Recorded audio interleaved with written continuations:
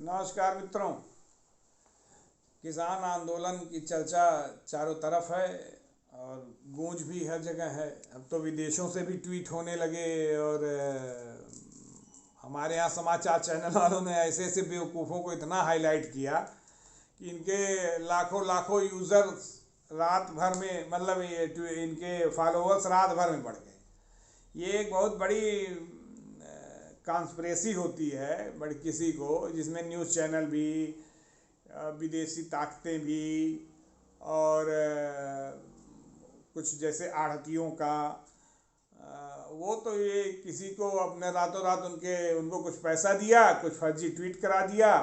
एक है, कोई है रेहान, हमें बारबाडोस की थी, अमेरिका चली गई। एक है थ्रेटा धनबर्ग, ये कोई स्वीडन की हैं पर्यावरण के संदर्भ में।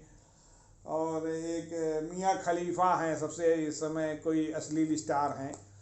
तो इन लोगों का एक भारत के किसानों का आंदोलन, इनको गेहूँ चावल जौ मकई चना इसमें मालूम नहीं है कि इन लोग के, लेकिन किसानों के बारे में ट्वीट एक कर दिया। ट्वीट प्लान्ड वे में किया, इनको पैसा मिला कि आप ट्वीट करिए।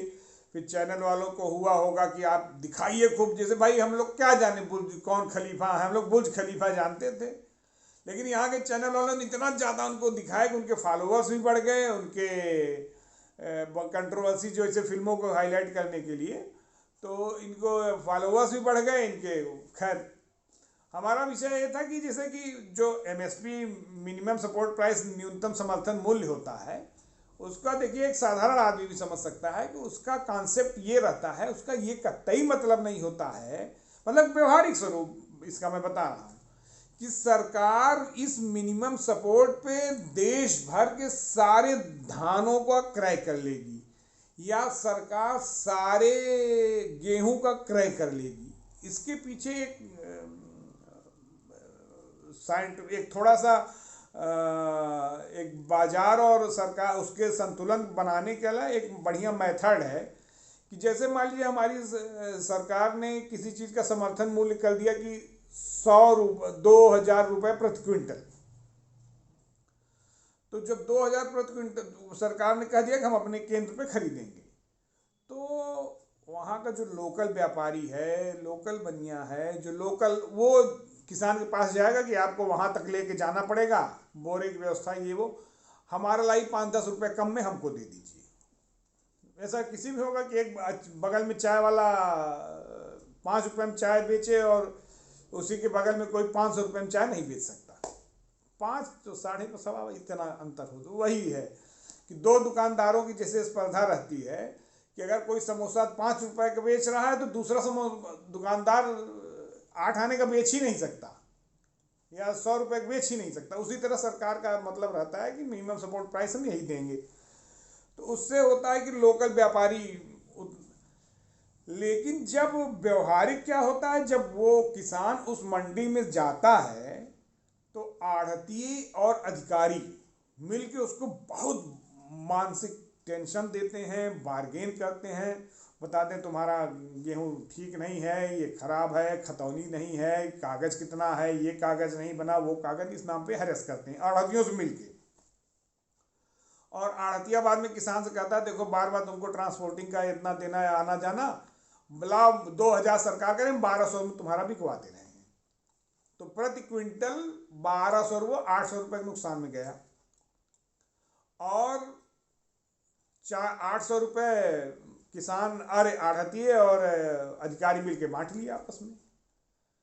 तो लोकल व्यापारी भी कहेंगे 1,200 में तो बिक रहा है, कहाँ उतना पैसा मिल रहा है, कहाँ उतना पैसा मिल रहा है, तो वो भी 1,200 में खरीद लेता है, वो 1,100 में खरीद लेने लगता है। और कम से कम अरे वहाँ जाओगे 1,200 में दोगे हमारे यहाँ।